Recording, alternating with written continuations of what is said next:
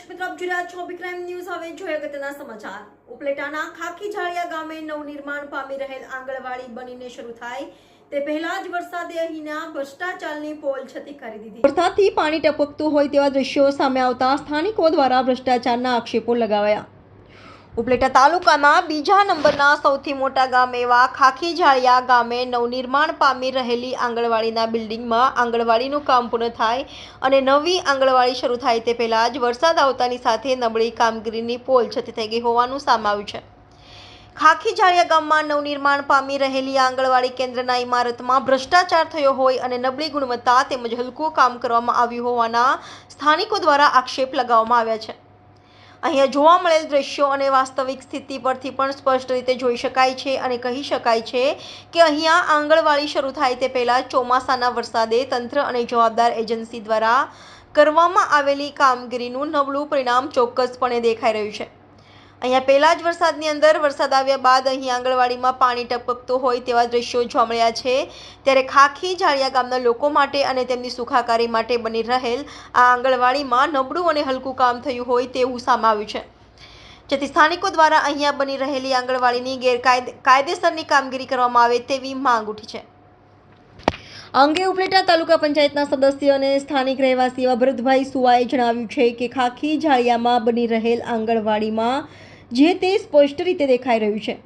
ભ્રષ્ટાચાર થયો છે તે પણ અહીં સ્પષ્ટ રીતે દેખાય છે. ત્યારે આ પ્રકારના ભ્રષ્ટાચાર થતા હોય ત્યારે સરકાર દ્વારા આવડી મોટી ગ્રાન્ટો ફાળવવામાં આવી હોય તો આ પૈસાનો દુરુપયોગ થાય છે અથવા કોઈ મળતિયાઓ આ પૈસાનો ભ્રષ્ટાચાર કરે છે. જે મળતિયાઓ આવો ભ્રષ્ટાચાર કરતા હોય અને જેમણે આ પ્રકારનો ભ્રષ્ટાચાર કર્યો હોય તેમની ઉપર કાયદેસરની કાર્યવાહી થવી જોઈએ અને આજે નબળી ગુણવત્તાનું કામ કરવામાં આવ્યું છે તે કામ વ્યવસ્થિત કરાવવું જોઈએ, કારણ કે અહીંયા બાળકોનું ભવિષ્ય છે. વધુમાં જણાવ્યું છે કે અત્યારે જ જો બાળકીના ભવિષ્ય સાથે આ પ્રકારની ચેડા થાય તો સામાન્ય નાગરિક માટે આમાં શું કરે, કારણ કે આવી કામગીરી થતી હોય તો લોકોનું સાંભળે કોણ? કોઈ સાંભળશે નહીં તો આ બાળકોનું ભવિષ્ય ક્યાં જઈને ઊભું રહેશે? આ બાળકને કઈ લાઈન પર જઈને ઊભા રહેશે? તેના માટે આ બાબતમાં જે કોઈ અધિકારી કે પદાધિકારી કે જેમની અંડરમાં આ કામ આવતું હોય તે તમામ દ્વારા આ બાબતને ગંભીરતાથી જોવે અને તેમના ઉપર એક્શન લેવામાં આવે અને તે અંગેની યોગ્ય કાર્યવાહી કરવામાં આવે તેવી માંગ કરી છે. અને સાથે જ આ બાબતમાં જે કોઈ જવાબદાર હોય તેમના બિલો તાત્કાલિક અસરથી અટકાવી દેવા જોઈએ તેવું જણાવ્યું હતું.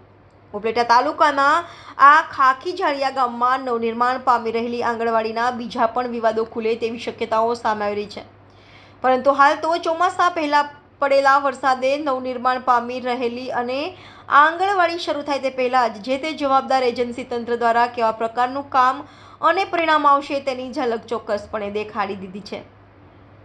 ત્યારે આવતા ભવિષ્યમાં આંગણવાડી કેન્દ્રમાં કોઈ મોટી દુર્ઘટના કે વરસાદના પાણી કે અન્ય કોઈ પણ ઋતુમાં સમસ્યા કે અકસ્માત સર્જાશે તો બાળકોના ભવિષ્યનું શું થશે તેવી ચિંતાઓ સાથે સ્થાનિકો દ્વારા મીડિયા સમક્ષ વ્યથા ઠાલવી આ મામલે તાત્કાલિક અસરથી યોગ્ય અને કડક કાર્યવાહી કરી જવાબદારો સામે તાત્કાલિક પગલાં લેવામાં આવે અને લોકોના સુખાકારી માટે બની રહેલ આંગણવાડીનું પુનઃ યોગ્ય રીતે કામ કરવામાં આવે તેવી માંગ કરી છે. અહેવાલ ઇમરાન સરવદી સાથે કેમેરામેન ભાવેશ ગોહિલ, અભિક્રાઇમ ન્યૂઝ, રાજકોટ.